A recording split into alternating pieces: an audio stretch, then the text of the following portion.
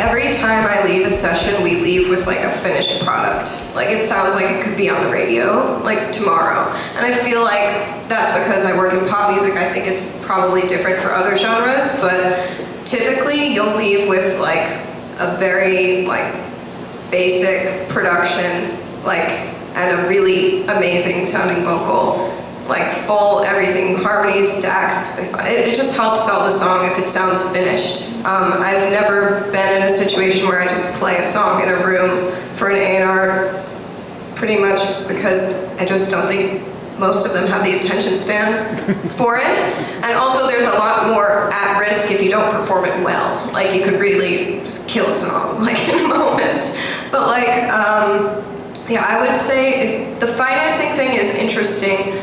I feel like it's about networking with people that have access to these recording abilities. Like if you just are friendly with a person and they have a space that they're willing to co-create with you in, and they have the know-how to help you get it to that place, that's usually enough. A lot of people in this business don't get paid like until a song comes out. I know some people can elevate to the point where they get paid to show up to sessions, but most of the time it's totally like a scratch-off lottery ticket situation for both people involved. There's usually no expectation of money. If you're hiring out like a professional studio to take songs you've already written, like into like a situation where you do not know that person, obviously that's a different situation, but I've never like had to pay for time in a studio just because I'm usually co-creating with people that have this asset that I do not have.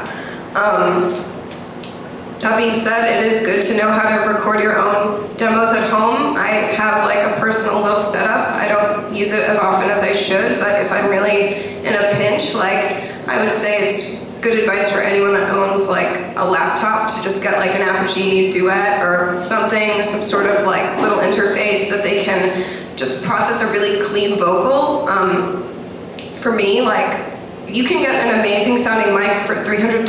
I use an SM7B at home. It's like very clear radio broadcasting mic. It sounds great with a couple little tricks added to it. And I really do think like a song is all about the vocal. And if that's, you know, I think that's pretty much a good investment to make. I think that answers, I don't know if it but Any additions? sorry. Just because I'm Irish and I talk too much.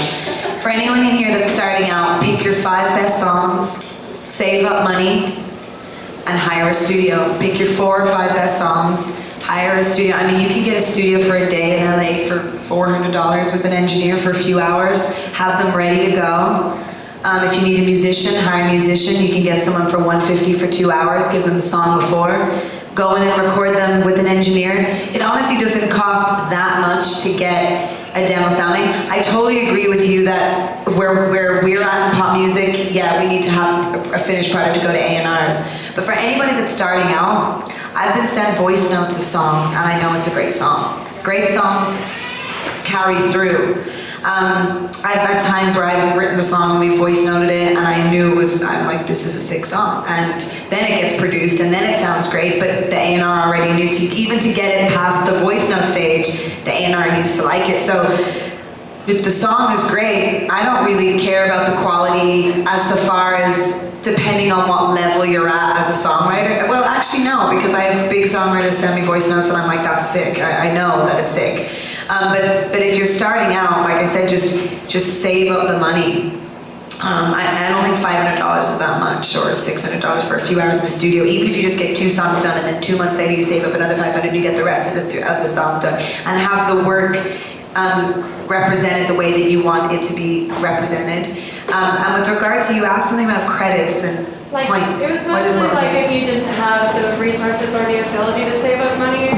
Because I heard someone recently, I've been having a lot of meetings, like songwriting time of year, I guess. But he was saying like you could negotiate like points on the back end or something. Okay, I know what you're talking about. So if you meet a producer online and then there's tracks or something, or you meet someone and that you want them to produce a song for you, right? So you have the top line and you want them to the music.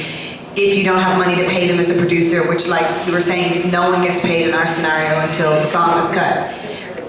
Assuming, so basically how it works is, okay, so if you go over to, if I go to Jen's house and she's not published, or we go to your studio, she owns the master basically. If you go to someone's studio, technically if they're published, their publishers own the master. The record label do for the artist. Sorry, it's very confusing. The labels own the master because they pay for the session. So if I'm brought into a writing camp for BB Rexa or Demi Lovato, the label pay for all that time, the studios. I don't get paid, but the label pay for the studios.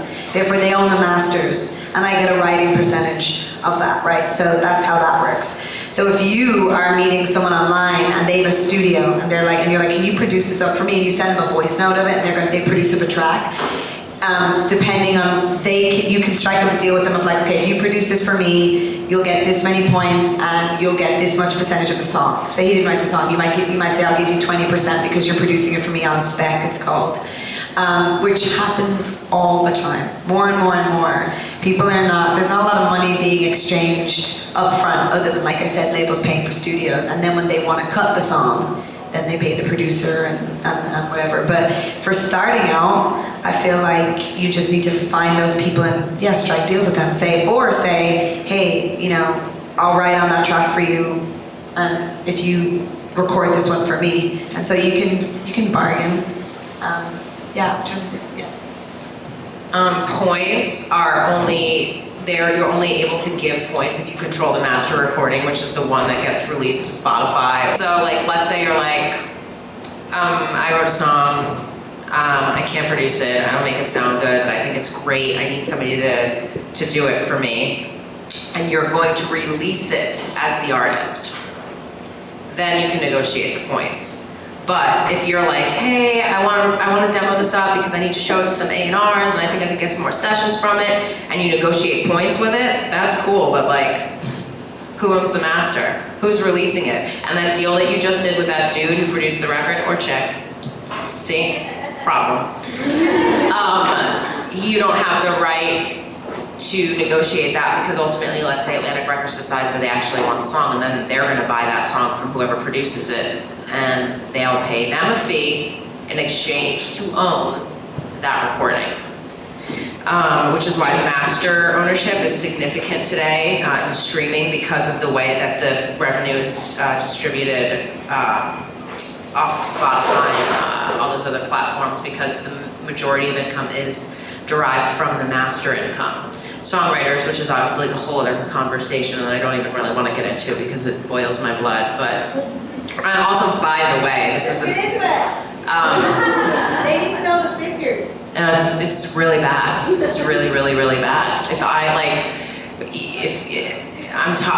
On a song that I have hundreds of millions of streams on, as a songwriter, I've made a few $100s from. As a producer, a lot more, like a lot. And sorry, that sounds ridiculous. Just add a 0 to 100. I don't really fucking know. But like, it's just not the same. And the thing that's crazy to me, and this is something that just talking about points, that I really fundamentally disagree with the way the music business is run. Also just generally how things are in the music business, financially, contractually, all this other stuff. I think it's crazy. That's a whole other thing. But basically, I think producers get points on records every time the song is released, right? So on big songs that you guys have written, you probably don't have points as songwriters. What the hell are you guys singing along to though? The melody and the lyric, which is the most important thing to the song, in my opinion. And writers don't get points. So they should. It's like, I honestly don't understand why a producer can get anywhere from 2 to 6 points, typically standard average 3 to 4, and a songwriter doesn't get any. Why the hell is the label not giving the songwriter, like, hey, no matter how many writers are on the song, this is a 2-point song deal, and you protect the writer. Because nobody's going, oh, that kick is sick. Oh my God, that synth line. No, we're singing, look what you made me do. I'm not singing. Sorry, it's the first thing that came to my head. Stop, it's not that bad. See, this is... It's fun. Sorry, I have no time for that shit. Love her though. Love her last song. Anyway, I just really think it's important to... Sorry that we went on this tangent. I'm obviously like very passionate. Tangents? Yeah, it's good. I just think that other than being misrepresented as songwriters in music, generally speaking, based on the way that we're paid through the DSPs, I don't think we're represented at the labels either. So, and obviously the only way that can change is if people at the labels decide to give writers points. And the only way that's gonna happen is if writers stop writing. And obviously, as you know, writers are not gonna stop writing. You can't stop writing because you probably just write songs as you're walking on the street or on a treadmill or like while somebody's talking to you and you're not paying attention.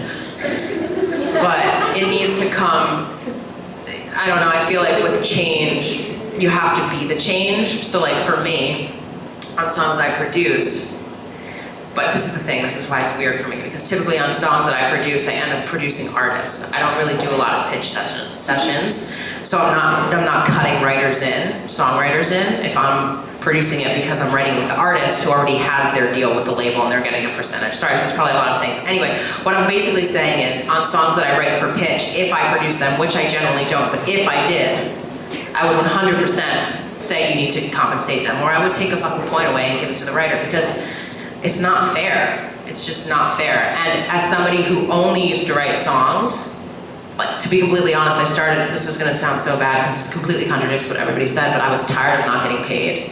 So I was like, 4 years ago, I went, fuck this shit, I'm gonna produce. And that's it. And now I'm getting paid, but like, I mean, on big songs where I don't produce, like, yeah, I'm bummed. I'm like, this sucks. Like, this producer who sat in the room, who pressed play on a fucking loop he probably didn't even do, is making so much more money. And he sucks. Writers are the kings and queens, and without them, there is nothing. You guys are great. This is like...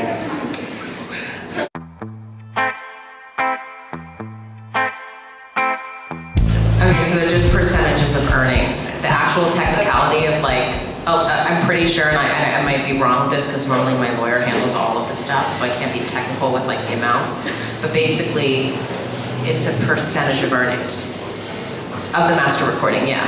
So 1 point or 2 points would equal like X 1%, I think. Okay, can I answer that question? A lawyer. Yes. remember last time we did this? Yeah. See this time the last time I took climb on stage in a very undignified manner. Points, Simone, what are we talking about? I'm like, sorry, what is the point? On just the writing side or the producing side? Oh, okay. So producer side, it is we would say points, you say like 2 or 3 points. It's, as Jen said before, typical for a producer to get 3 to 4. It's 3 points is 3% of sales, streams, like iTunes money that comes in. And then when you're talking about sync licensing or any kind of flat fees that come in, so usually the producer will also get a share of sound exchange, which is kind of like a PRO for the master side. That's a whole other workshop though. They get a cut of the artist share, which is their producer royalty, so say 3% over whatever your artist royalty is. So like say you're in a major, it's like 15. So the producer will get 20% of sync money, of sound exchange money, of any kind of flat fee money that comes in. But the 3% is 3% of sales or streams. Can you walk us through a financial example of that, just to like make it clear? Yes, can you use like a dollar amount? Like if She's just gave me the just declare. She's like, okay, never mind. Somebody makes $5,000. Okay, no, actually, just like make one up. I don't know. Cool. So anyway, I was not prepared for this. And the other thing I would also like to note is that the producer royalty is if you don't have a great lawyer, which Jen does have a great lawyer. I have negotiated a songwriter split for Jen against Jen's great lawyer. And that can be reduced by a mixer royalty if your lawyer isn't paying attention, or it'll be calculated however the artist royalty is. So if the label takes off discounts for packaging or free goods, which is bullshit because you don't have those things in digital or anything like that, then your royalty also gets reduced as a producer. But if we're talking examples, so first say there is $1,000 that comes in for sales and streams. So like it's iTunes and Spotify money, any of that. On the master side, not on the songwriting. On the producer royalty and the master, then $30 of that, that's right, I'm a math right, $30 of that goes to the producer, the rest of it goes to the label, and then a chunk of it will go to the artist, depending on what your royalty rate is, or like to the mixer, whoever else needs royalty points on that. But if we're talking other money, then say you get a $1,000 sync come in, and it's $1,000 to the master, again ignoring the songwriting, then on a 3% producer royalty, the 15% artist royalty, just to make calculation easy, they get 20% of that $1,000. So that's 200. Yes. I took calculus too, and that's what I got out of it. And just in case, I just want to add a little thing. Some people, some people definitely know this, and some people don't know this. Just in case, the master is referring to the recording, because some people are like, master what? Master is the recording, and then publishing is the actual song. So you could have a song that has like two different recordings. And, you know, the master is just referring to, like, there could be two different recordings, right? So if I own this master, I own the first recording. I don't own the second recording and it's the same song. You know what you get what I'm saying? So just in case, so the points usually refer to the master, which is the recording. We did a whole workshop on this, and there is going to be a video of it, and I would just say if you're going to be a songwriter, definitely educate yourself about this, because I mean, even if you're just an artist for yourself, educate yourself about master and songwriting, because it's like the #1 question I get, which is hilarious because I know it, I know the answer, but I'm not good at explaining it. I'm like, the song, and then so definitely like go find a Katrina, which is like a person that knows. I send everyone to Katrina, and she loves me, but she hates me. She's like, can you stop sending me people that ask me the same question? But you know, like we're gonna do more. Like there's lots of workshops being done around this. Like I know even like BMI and ASCAP, they have like specific workshops to educate people on this stuff. So like just go out and find that, you know, and ask questions as much as possible. Because like I didn't know, and when I signed my first record deal, I had to know, you know. So. Cool. Yeah. Okay, so just because most of us are songwriters in here and aren't really concerned with points really on the master side because our rights are raped. Just to give you like a quick example of like how it would work, let's say that Ruthie and I wrote a song, and let's say that she was signed to Atlantic Records. Let's say we wrote a song 50-50, really simple. And let's say the song there's a sync that comes in, and it's for $100,000 a side. Oh, a sync is, thank you. A sync is when it's going to be synchronized on television or film, or in an advertisement, or made at the Super Bowl, or whatever. That's where there's money still. Yeah. So $100,000 a side, which means that $100,000 goes to publishing, and $100,000 goes to the master recording. And Atlantic Records, where she signed, owns the master. And she has her deal as an artist in a percentage. Correct me if I'm wrong, Katrina, but she has her percentage of that $100,000, which I'm not privy to, nor do I care. It's not really my business. So let's just say, for all intents and purposes, that this $200,000 total sync, Atlantic Records gets $100,000. And then Ruthie and I wrote this together, and we split it, because we're fair and lovely humans, 50-50, even though I probably wrote most of it, so. I'm just kidding. Obviously kidding. She would get, okay, they know you. We would split that. We would split that $100,000. So at that $200,000 sync, I'd walk away with $50,000. Ruthie would walk away with $50,000. And our publishing company, BMG, her arrangements, they would take their respective percentage, which is a whole other thing on what percentage do they take. But basically, to keep it all very simple, a $200,000 sync for a songwriter total. If you wrote a song 50-50, you walk away with $50,000 on a $200,000 song. So that's what you should just worry about. Unless you own the master. Yeah, unless you own the master, in which case, back to your question, you can give them points. And don't give them a lot, because then you don't make a lot of money. I love math. questions? Sir, I don't know if I should give him the microphone. He's a radical. This is a radical person. This is who's teaching me how to produce stuff. So. I just want to thank you guys for coming through and giving your knowledge out. No, I'm gonna get on here. I can't do it. Okay, so I finally. It's how he's holding the mic. Thanks. It's how you're holding the mic. He's not a singer. Thank you. So I produce and engineer my own music, and finally I was able to get a connection where literally I just walk into the studio and play my music to these artists. How do I protect myself? Like literally, I've always been very, very nervous about playing my music, or even in a way where like, here's a USB stick, now hold up. Because usually they'll hear something and then they take the ideas. So I'm walking into a studio where they're like, hey, play us your stuff and see like what works for us. How do I protect myself before I even walk into the studio? Copyright your material. Copyright your material, make sure that you have it copyrighted. There's a very simple way. Are you published or? I'm on ASCAP. Okay, great. So register all your works. Okay. So if your works are registered, your music is copyrighted. So if they were ever to steal, okay, here's the thing about ideas. You can take titles. In the Name of Love is a U2 song and I took it. All You Need Is Love is a Beatles song and I took it for Avicii. So it's like, there was 4 Halos the same year that Beyonce came out. You can't copyright titles. Sia wrote 4 Chandeliers before she wrote the hit one. She didn't release any of them, but so titles, if you play someone a song and they like the title, unfortunately they can't take it. Lyrics are not you can't copyright lyrics unless it's unless they take a full verse, but a line here and there. Yeah. Unless it's a very famous line. So there's no protection for that.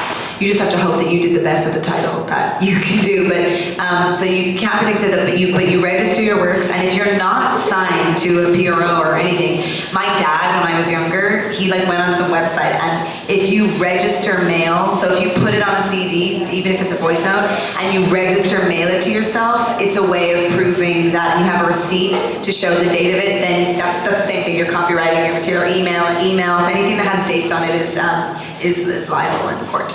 So basically, that's one way. So you can't copyright things, but if someone rips something, you're fine because they unless are you giving them tracks? Are you handing over files? Don't give stems. No stems. Yeah. I just come through with it, just instrumentals. No, I mean, people can't, look, you can. People rip ideas. I've been in meetings where people have played my song, not knowing it was mine, and going, you should rip that idea. We want a song like this. There's a famous story about Dark Horse and Black Widow, that Dr. Luke heard back Black Widow, and was like, shit, this is good, I'm gonna beat this, and he did Dark Horse. So he didn't rip it, but he was like,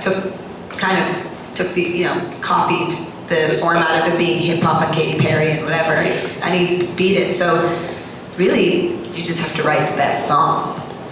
Then no one will beat you. Because I've had people rip titles of mine and the songs just they're just not as good. They're not as good, or I've been like, shit, they did a way better job at that title than I did. By accident, not even stealing. And how do you leverage, like when you're sitting there talking to them, they're playing it and they like it, they're like, oh, this is fire, we really want this. Like, what then? Because I don't have representation, I'm just kind of a loose cannon that writes all kinds of music. Mm-hmm. And the professionalism around me just doesn't make sense to me. Just haven't encountered it, or hasn't found me. But I pretty much know everyone in the industry because of the music that I've made, and how and other things that I've produced and other things that I've went into. I would just find the business side of things very difficult, because that's when things get ugly. Well, the minute you ask for money or anything, to me, it's when shit goes, oh shit. Well, it's very simple in a way, is that you have them cut the song. You like the song, okay, have your artist cut it. They can't do anything with it without a deal in place. Right. If they do anything with it, if they synced it, if they, put it out, even, they can't do anything with it because they don't own the rights to it until they have a deal in place, because it's your song. So you always, a lot of the time, if you like the artist and you want to work with them, you let them cut it, see how they sound on it. That is just one part of the process. Then it's like, you know, I've had loads of artists cut my songs that never saw the light of day, but you know, you have TLC and a song like, this is cool, but they never came out. So basically then, if they want to do something with it, like put it out, they need to do a deal with you on it. They still can't release it without you signing the first usage form. Which you can only really block for sings. Yes. But like it's like there's a song out right now. There's a song out right now that I haven't been paid for as a producer. We haven't sorted splits. It's out. And I'm just like, okay, cool. So it's not like a new thing, and also like professionally at labels, like they still don't sort the business sometimes. But I will say that when it's time, thanks. I was actually liking you holding it. Thank you. When you're, all right, I'm gonna take it. I can't. I was trying. Okay. Basically, if you have a song and they record to your track, and they go, oh man, this is so sick. Can you send the files? You're like, oh yeah, sweet, for sure. Like, can you just have your manager hit up my lawyer? I mean, like, obviously that sounds like really aggro, but you should never be sending stems because then they're gonna take it. No. And if they don't pay you for your production, they can't release it. Yeah. But if they are releasing it and you're not getting paid, you can. I have a friend who just wrote and produced on this person's album that is out now, and he was like, yeah, like, I don't know, I was there for, like, I was just playing the guitar, and I was like, oh, okay, cool, play me the songs. The entire thing is based on what he played. And he's like, yeah, he told me, like, I'm just gonna get, like $150 for a day rate. And I went, you should probably get a lawyer, because that's exactly what they wrote over. Oh, I hate that. I'm trying to figure it out. Yeah, I guess. But it comes to deals, when there's time to do a deal, you get a lawyer to look at it because, you know, it's all this legal way that they phrase it. Yeah. So you have a lawyer always look at your deals. I mean, in general, you should try have some representation just for you so that you can focus on the music, because let's be honest, who wants to fucking focus on the deals? Like, I prefer having, if I was focusing on that, I would never be able to write, because we're in the art and business, so have someone handling your business that gets a cut of what you do and only gets paid when you get paid. That's how it works. So it's not like you have to pay them. My lawyer only gets paid when I get paid. 5% standard. 5% standard, exactly. Don't be hustling tomorrow. But like same with your management. So find people that can handle your business for you so that you're protected. I mean, because that's the most important thing. You don't need to do it all yourself. I've tried to, and it's just, I just come off as a madman. You know, because well, then maybe you need to find a mad manager, and they're out there. My ideal is just like a woman that just comes with a whip and just, wow, this is what's gonna happen right now. And I'm like, dude, I just want to music. Well, she's out there. I know people with whips. They're out there. They might not have the business experience, but they have other types of experience. They get out there.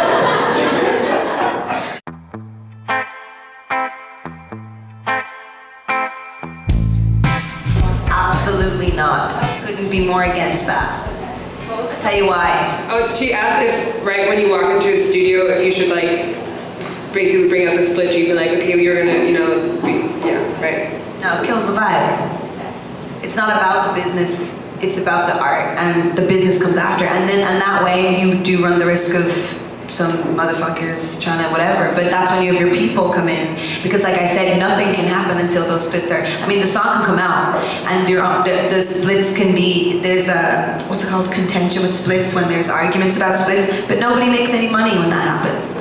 So the sooner that you agree on it, the sooner everybody gets paid. And so a lot of the times with splits, people want to get it sorted because the money gets held basically until you do sign those split sheets. Eventually the money is held and it will not be paid out if there's an argument about splits. So normally with me, when I write the song, because also when you're in the room, if you did a split sheet before, someone might leave halfway through and not do the same amount of work. I had one guy during a session that actually became a really big song, not say one word throughout the whole session, nothing. No, absolutely not. He was a producer and he didn't do anything, so I wouldn't. I mean, I'm a very fair person. But yeah, you gotta be careful of people in the room that literally are just there and sitting there and saying nothing and then ask for 20%. That's not gonna happen. You can be intimidated into just giving it away just for the sake of the song. Like, you're like, well, this artist is huge, and obviously we want the song to come out, so I guess we have to play ball with these people. And it's an unfortunate truth, and everyone I know has encountered it, and it's very common. There are a lot of people in this business that are not playing the same game as you. If you are relying on people's like sympathy and like moral conduct, it's still the music industry. And you know, all you can do is kind of take preventative measures in any way. Like I send a little email, I'm like, hey, this girl didn't do anything. Like, that's my only protection, like in those scenarios. Paper it up, kind of. That being said, I think it's really important to have, in general, the attitude. Like, I do agree that equal splits are a good way to go. And, you know, Assuming it's conceived at the same time.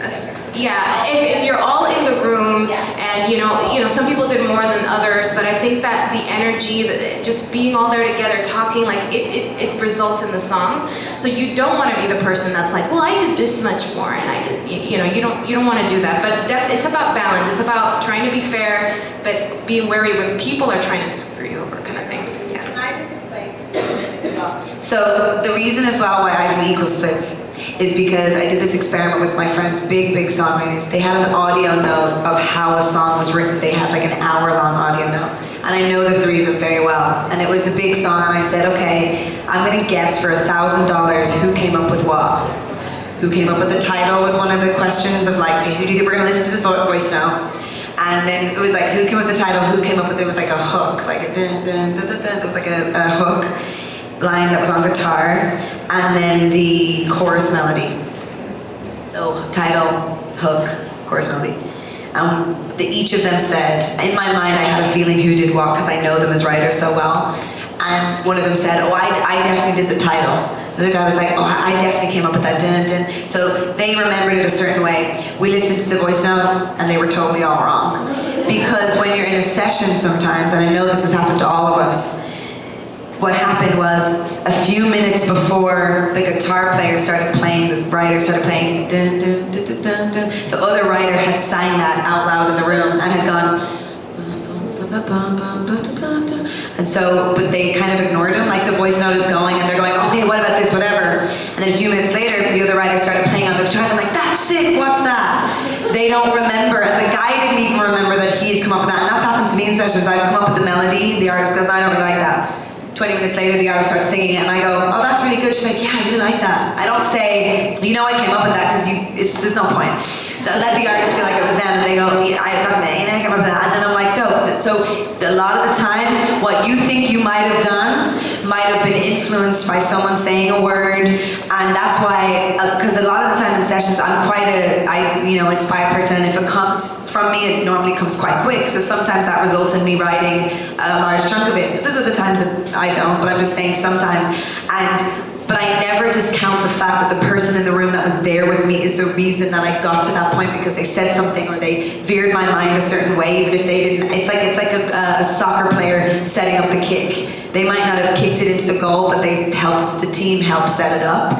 So that's why when you're in the room, it's like very important. But also, it was so funny because the guy that thought he came up with the title didn't come up with the title. And again, it was another person was like, what about and said the title. No one listened to him.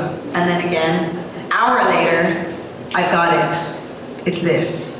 But the other guy had said that in a line. It's like, so you just never, so that's why I'm just explaining why equal twist is a thing, because everybody's memory of how the song was written is very different. And I know because I've had artists on stage talk about like they wrote it themselves. And I'm like, whoa, you really don't remember how it was written. And that's okay. Because it's not, your name is on it, so fuck it.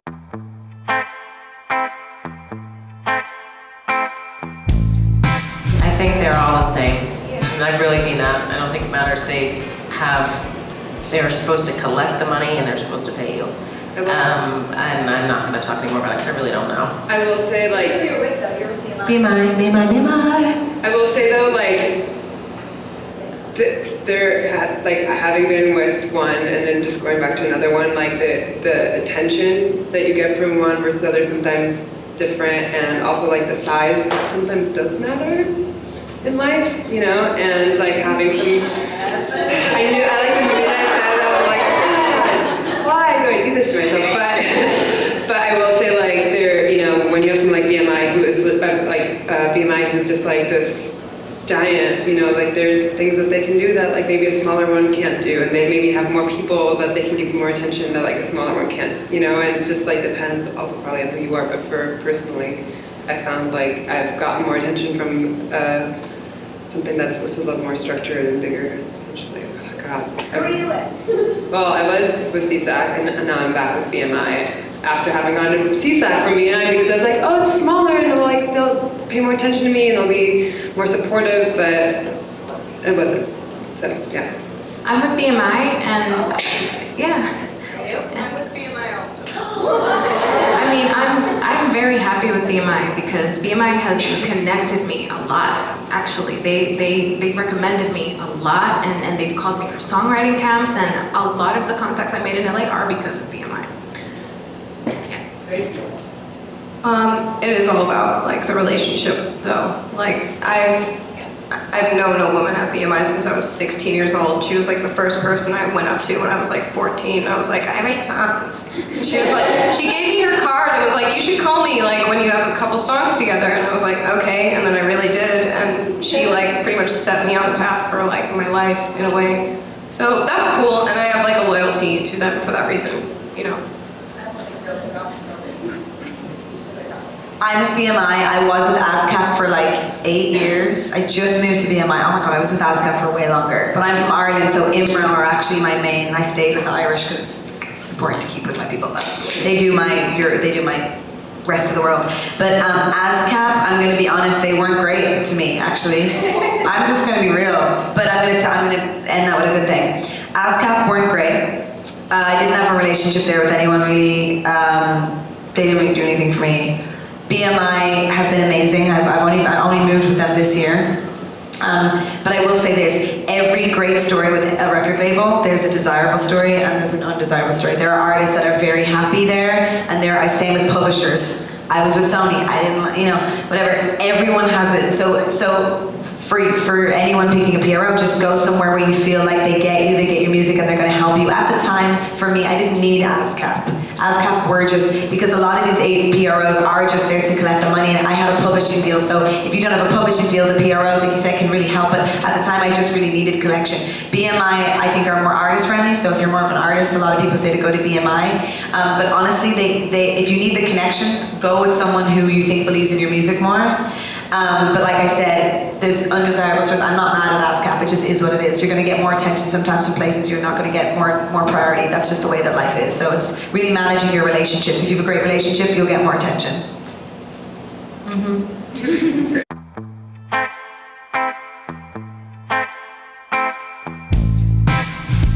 I wrote my first song when I was 7, and it was called He Lied to Me, and it was just 3 lines. I don't know where I got it from. It was, and I only had me and my voice in a tape recorder, but it started off very quiet. And it was just, he lied to me. And then I echoed it, he lied to me. He broke his promise, he broke his promise. And then he ran away, so far away. And then it would get louder, the same 3 lines over, he lied to me, he lied to me, he broke his. I don't know who it's about, my mom is, so for 3 minutes long, and I got louder and louder, and I was like, he lied to me, like the key changed. It really just went on and on. And I played it to my parents, and I was like, I think I just wrote a song. I was 7, keeping in mind. And they listened to the whole 3 minutes of the shit. I don't even know. To my baby doll, I'd be like, we're turning this off. Halfway through, you're great, but I'm not listening to 3 minutes. Keep going, keep writing. They were like, it's amazing. It's the best thing ever. And I was like, oh, they literally encouraged me so much to that fucking song. Like, Dad listened to it like 50 times. He was so proud. Like, listen to her tone. Look at the tone she's got. And they honestly encouraged me to keep writing. So they would, you know, supporting and encouraging and anything creative whether they want to dance. I mean, that's just my view of parenting, I guess. But I was very encouraged. I never felt, so I would bring them, and then at the song got a bit better, I started writing full verses where I was like, oh, not the same lines anymore. And like, they really supported me, listened to me. I mean, they never got into business talks with me about it. It was just like something that I love to do, and they just did whatever they could to make it possible. They got me a shitty keyboard when I was like 14 that had sounds on it, and just like trying to just, but I will say this, the business is not one to go into too young. I was very young. I don't regret it now, but I definitely had to go through some shit, some hurdles. It's difficult being 17 and in LA from Ireland, you know, and I'm sure we all have similar stories like that. So I would just try and give them the best upbringing of just respecting people, and just because songwriting and the music industry is a lot about relationships, so you have to be really good with people. So just teaching them how to be great with people, and telling them to keep working on their craft, keep going. Encouragement is the main thing. Because everybody criticizes here. Everybody's a writer. Everybody could do the concept better. Everybody has a better beat. I'm just quite an encouraging person because of what I grew up with, and I feel like you get the best out of someone when you encourage them. Because when you stifle them, I know from my own experience, I close. Someone says no to too many ideas, I'm like, okay, I'm done, I can't anymore. Encouraging someone actually, I think, makes someone better because they're freer. They do things more open, so just keep encouraging her. And if you tell her no, which is what I got all the time, I was like, fuck you. So I think it's just everybody's, and that's the other thing that I realized was music came, I'm a piano player, that's what I did first, and then became obsessed with it. Like I would literally, like when I was little, I would make people sit and listen to me, I'm not even kidding you, for 3.5 hours. Just sit on the carpet, I'm gonna play you stuff. And I learned how to then incorporate my left hand with the right hand at the same time, and then I was like, okay, here's something in my head melodically, let me sing it. Ooh, I can't play my fingers at the same time as I'm hearing this, how it is, and I would just literally practice 10,000 hours. I'm sure we all were like psychos when we were younger about stuff. You know, friends of mine, I'm not a singer, but like when I hear people who can do runs, I'm like, how did you learn? They're like, well, I would just listen and I had nothing else to do, and I would just like, you know, just sing it over and over, and until, I'm not gonna do that, but like get better at it. But I didn't, my mother was super supportive. My dad, he's just different. So I had a normal job, and he was looking out for my best interest, but like, I've had so many no's that, and I still get no's, and I still think people suck for saying no, but my skin's super thick, so I'm not really affected by it. But I also think though, this obviously like encouragement is like the most important thing, and she's amazing at that, like with other artists, which is actually, I don't know about you guys, but I find it, as songwriters, like you're supposed to be conduits, you're supposed to support them, and it's very unique for an artist to be able to be a conduit because it's selfless, and artists are extremely selfish people. They are. So to be able to tap into both sides of that is really an incredible thing, and I think makes, if an artist can be empathetic, who can write, they're like unstoppable people. But that was directed obviously towards Ruthie, she thought, so.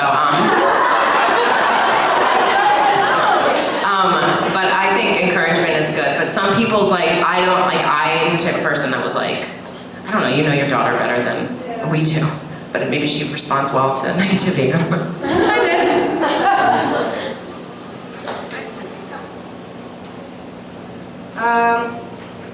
I mean, it is encouragement, definitely. My dad is like the biggest supporter of me like ever, and it's crazy. I probably would have given up if I knew how terrible I really was at the beginning. But there's something about just your kid doing anything, I guess, where they're just like gonna love it anyway. Like I listened to some recording of me singing into my computer microphone, like along to like the chorus or whatever the hell my dad used to listen to, and I thought I was like nailing it. And I found it when I was older. I was like, holy fuck, I couldn't even sing in key. Like I thought I was like, I don't know, but like, also let her read lots of books if that's her thing. Reading books is like the #1 reason I'm a songwriter, because I was just like, sneaking adult teen fiction under my bed when I was 9 and learning about things that were far beyond my emotional depth, but it really like stirred a lot of creativity in me very young. And when you're young and willing to follow your blind faith in yourself, because the world hasn't stripped it away from you yet,